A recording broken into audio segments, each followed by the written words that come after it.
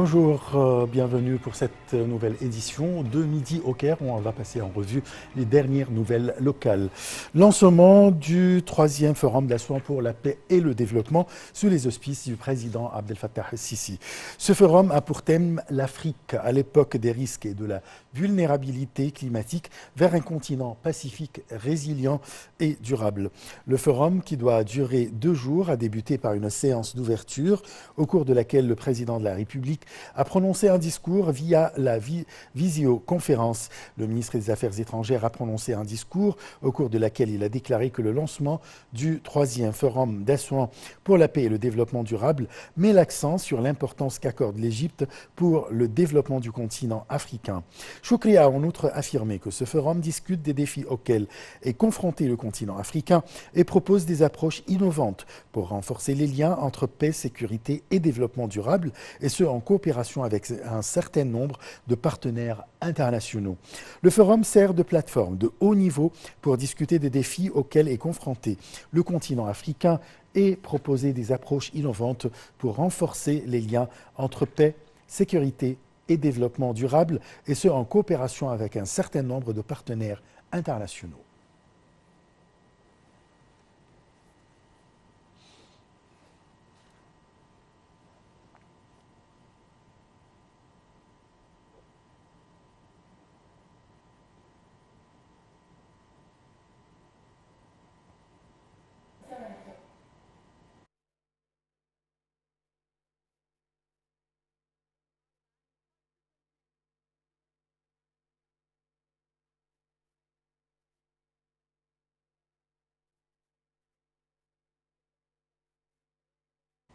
Le président Abdel Fattah el-Sisi tient aujourd'hui une réunion avec le prince héritier de l'Arabie saoudite, Mohammed Ben Salman.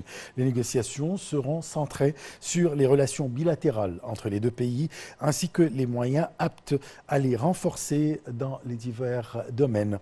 Le président avait reçu hier le prince héritier à l'aéroport du Caire, en prélude de sa visite officielle de 2 jours en Égypte.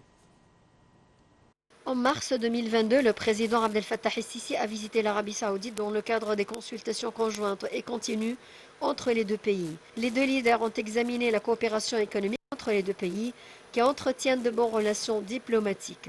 L'Arabie saoudite est le deuxième plus grand investisseur étranger en Égypte.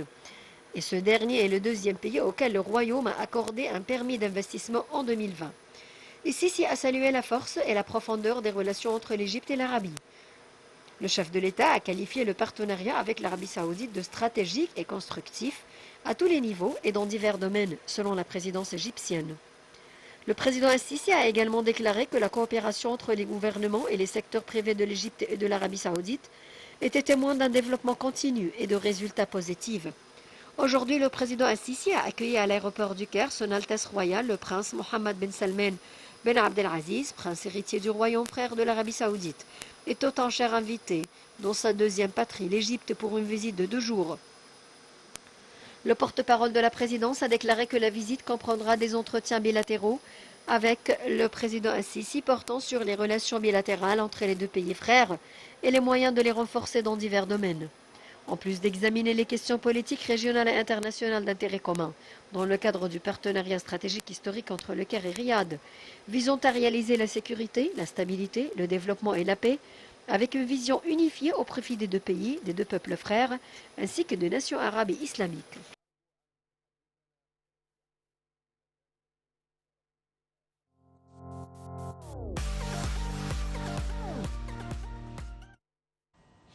Retour au lancement au Caire du 3e Forum d'Assouan pour la paix et le développement sous les auspices du président de la République. Ce forum qui dure 2 jours au Caire. Nous avons le plaisir d'accueillir au bout du fil monsieur docteur Raouf Gafar. Vous êtes expert en économie. Bonjour. Bonjour. Alors, qu'attendons-nous de ce forum cette année sous la houlette de tout ce qui se passe dans le monde avec des pénuries, des éléments de nécessité, des produits nécessaires, de la nourriture, ainsi avec la pandémie du coronavirus qui frappe toujours le monde? Une situation vraiment très difficile. non seulement pour l'Afrique, mais pour tout le monde. L'Afrique, étant donné que c'est un continent qui n'est pas si riche, donc il souffre le plus. C'est pour ça que cette troisième édition de ce forum vient sous le titre de l'Égypte dans le temps des dangers consécutifs, c'est-à-dire un après l'autre, malheureusement. Et en plus, il y a le changement climatique qui doit être considéré et toutes les répercussions que tout ça a sur le développement. Nous savons tous que l'Afrique essaye de se développer, essaye d'utiliser ses ressources d'une manière meilleure, mais il y a malheureusement des événements qui prennent lieu l'un après l'autre, des crises l'une après l'autre, qui vraiment s'opposent à toutes à tous les efforts, disons, du développement. Mais on persiste et on essaye de surmonter tous ces défis pour transformer l'Afrique d'un continent, disons, un peu sous-développé en un continent qui se développe sur le plan économique sur tous les plans. Comment le continent africain peut-il affronter ou bien faire face au changement climatique et bien sûr au phénomène de la désertification qui frappe le continent durant les dernières années? Certainement, il y a des raisons qu'on ne peut pas contrôler. C'est-à-dire, si jamais il y a une sécheresse ici ou là, un manque de pluie, etc., qui peut causer une désertification, etc., c'est un phénomène qui est malheureux, mais qui est inattendu pour commencer, et puis on doit le traiter comme fait accompli. Donc, il faut s'intégrer, il faut rationaliser, il faut dépendre l'un de l'autre, je parle des pays africains, etc., pour essayer de résister à ce genre de phénomène. Espérons que c'est-à-dire ces événements ne persistent pas, ne restent pas pour longtemps, mais ce qui nous inquiète, c'est que le continent africain, c'est un continent très riche. Il a des ressources vraiment immenses. Oui. Et qui, chaque fois qu'on commence sérieusement à les exploiter, malheureusement quelque chose arrive pour retarder le processus un tout petit peu.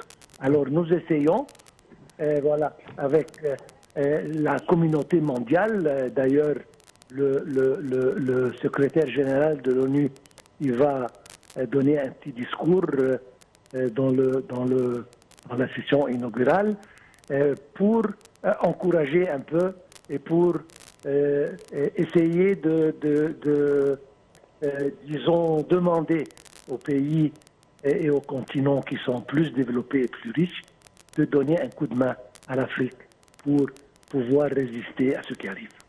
Lors de son discours par visioconférence aujourd'hui devant le troisième forum d'Assouan, le président Abdel Fattah el-Sisi a mis l'accent sur la nécessité de la coopération entre les pays africains en utilisant la technologie la plus sophistiquée pour essayer de parvenir à l'autosuffisance concernant la sécurité alimentaire. Alors, comment peut-on vraiment, par le biais de la coopération entre tous les pays, d'arriver à cette autosuffisance? C'est-à-dire, nous aspirons tous à arriver. C'est un but très ambitieux. Je suis sûr que tous les pays africains avec l'Égypte en tête, essaye très fortement pour aboutir à ces résultats. Et il faut, comme vous l'avez bien dit, échanger si jamais il y a des technologies, il y a des ressources financières quelque part pour essayer de, comme vous avez dit, de trouver un moyen d'augmenter la production, surtout pour aboutir à l'autosuffisance sur le plan de nourriture. Après la crise de l'Ukraine et la Russie, c'est une leçon vraiment que nous avons tous reçue. Il faut absolument essayer de dépendre sur soi-même ou sur les pays de voisinage et les pays amis, si je peux dire le mot, pour produire notre nourriture. Parce que sinon, il y aura beaucoup de manque, il y aura beaucoup de pénuries, et ça, c'est une chose très sérieuse. Et je pense que, comme je viens de dire, l'Afrique, c'est un continent riche, et il y a beaucoup de ressources. Il y a beaucoup de terres qui ne sont pas arables, je veux dire, qui peuvent être exploitées en utilisant des technologies disponibles dans les pays, dans des autres pays africains, de façon à ce que la production augmente. Et non seulement, je parle ici avec beaucoup comment dire, aspiration, disons, non seulement pour nous suffire, mais on peut, si jamais l'effort continue, on peut devenir un exportateur de beaucoup de produits alimentaires qui peuvent non seulement suffire les pays africains, mais une grande partie du monde. Tout à fait. Je vous remercie beaucoup, docteur Raouf Ghaffar. Je rappelle que vous êtes expert en économie. Le président Abdel Fattah el-Sisi a reçu Michael Worth, le PDG de la compagnie pétrolière américaine Chevron Corporation, œuvrant dans le domaine de l'exploration et la production du pétrole et de gaz. Au cours de cet entretien, le président a affirmé que l'État soutenait pleinement les activités de Chevron Corporation en Égypte, en particulier dans le domaine du forage, de l'exploration et de la production, vu la grande expertise mondiale de cette compagnie dans le secteur pétrolier et gazier. Le président Abdel Fattah el-Sisi a reçu Michael Worth, PDG de la compagnie pétrolière américaine Chevron Corporation, œuvrant dans le domaine de l'exploration et de la production du pétrole et du gaz. Au cours de l'entretien, le chef de l'État a affirmé que l'État soutenait pleinement les activités de Chevron Corporation en Égypte, en particulier dans le domaine du forage, de l'exploration et de la production, vu la grande expertise mondiale de cette compagnie dans le secteur pétrolier et gazier. Selon le président, cela doit renforcer le secteur pétrolier en Égypte et nous fera tirer le plus grand profit de nos ressources. De son côté, le PDG de Chevron Corporation a apprécié la présence de la compagnie en Égypte. Il a affirmé que Chevron Corporation tenait à développer son partenariat stratégique avec l'Égypte sous la direction du président Abdel Fattah el-Sisi. Également, le ministre du Pétrole, Tariq Al-Molla, a tenu une séance élargie de discussion avec Michael Worth. L'entretien a été axé sur l'examen des aspects de la coopération bilatérale et sur les activités d'exploration et de production du pétrole. M. Al-Molla a indiqué que la coopération que connaît la région de la Méditerranée orientale, sous l'égide du Forum du gaz de la Méditerranée orientale, ferait créer davantage d'opportunités d'investissement. Les deux responsables se sont accordés sur le soutien des efforts visant à développer les richesses et les activités pétrolières et ont également assisté à la signature d'un mémorandum d'entente sur la coopération dans les activités pétrolières.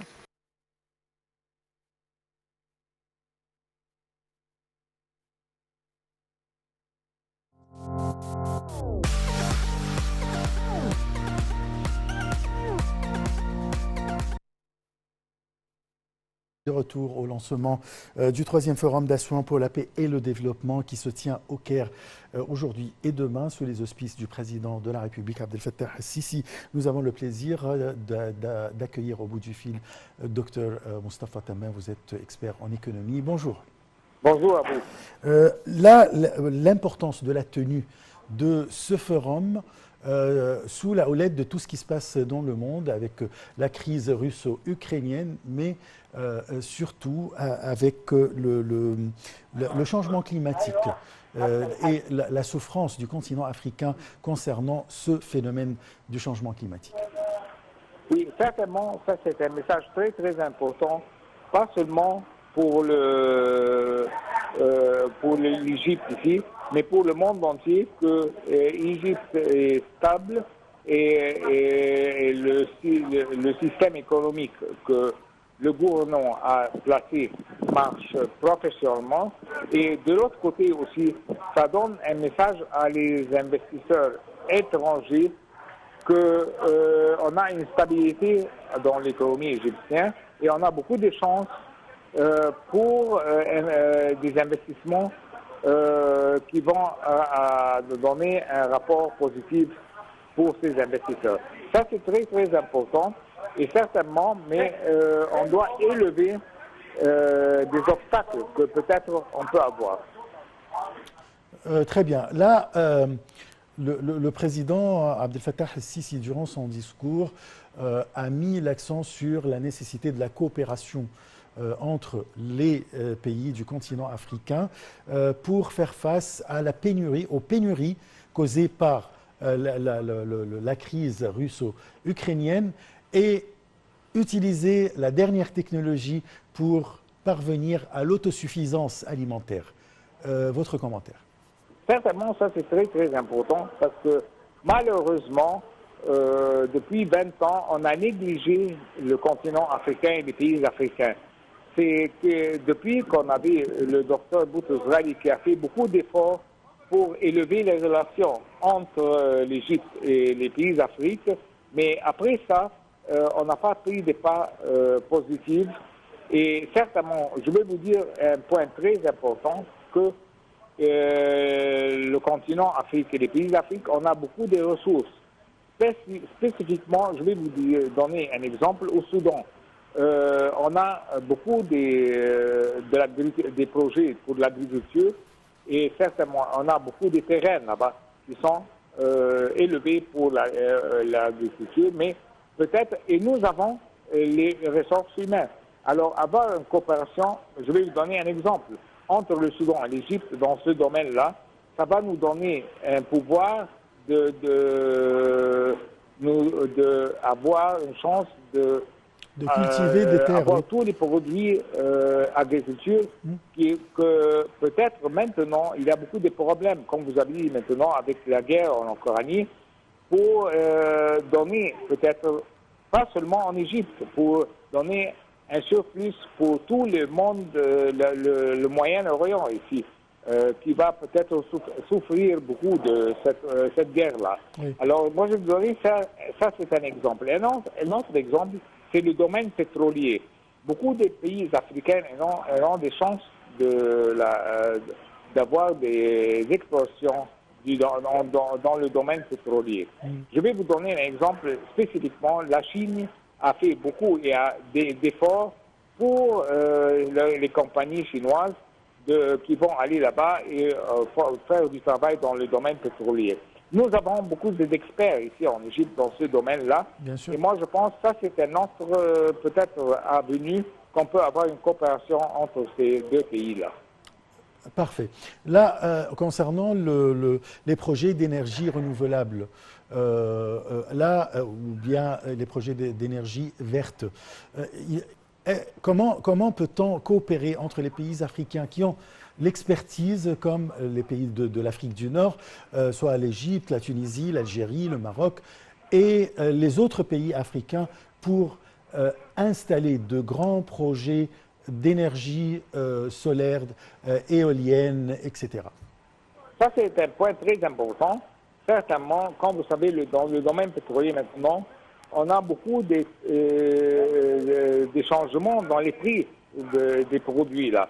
Alors certainement, avec ce domaine-là de la nouvelle énergie, l'Égypte peut-être pourra donner beaucoup d'expérience à les pays africains dans ce domaine-là. Et certainement, ça va nous donner une chance pour avoir beaucoup de travail pour les ressources humaines égyptiennes ici.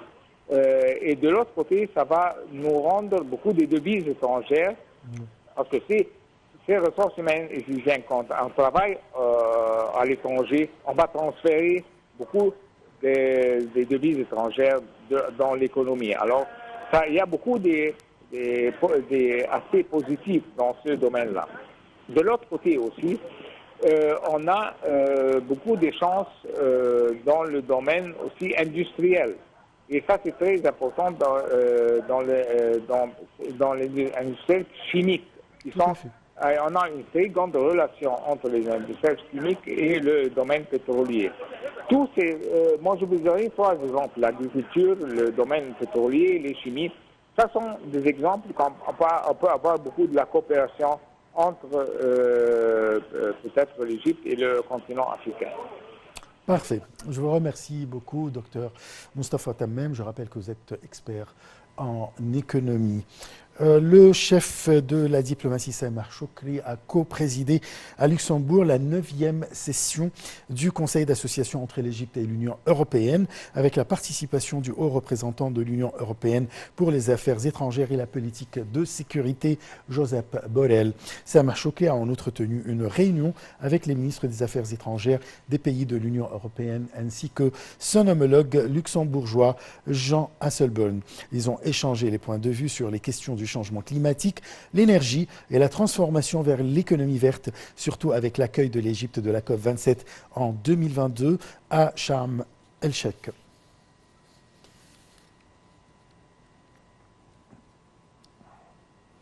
Le chef du gouvernement, Moustapha Madbouli, a inauguré les activités de la 7e session de la rencontre des entrepreneurs égyptiens, les bâtisseurs de l'Égypte. S'adressant à cette rencontre, le Premier ministre a souligné que l'expérience égyptienne dans le domaine du développement durant les 8 dernières années est un modèle à suivre.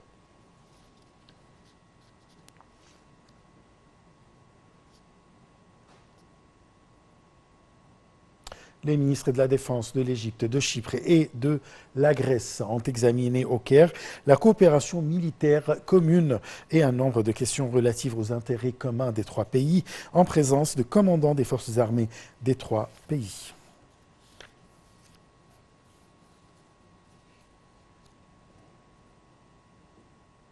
Le commandant général des forces armées, le général Mohamed Zaki, a assisté à la mise en œuvre de la phase principale du projet des centres d'entraînement à la mobilisation qui relève de la brigade de la guerre chimique des forces armées Gharib 8. Le directeur du département de la guerre chimique a prononcé un discours dans lequel il a souligné le souci du commandement général des forces armées de rehausser les compétences de la brigade de la guerre chimique pour mettre à niveau le système de sécurité chimique. Pour la 2e séance d'affilée, les indices de la bourse du Caire continuent à enregistrer un net recul affecté par les opérations de vente de la part des institutions locales et étrangères. L'indice principal EGX 30 a chuté de 0,4%. Les indices secondaires EGX 70 et EGX 100 ont également perdu 0,3%.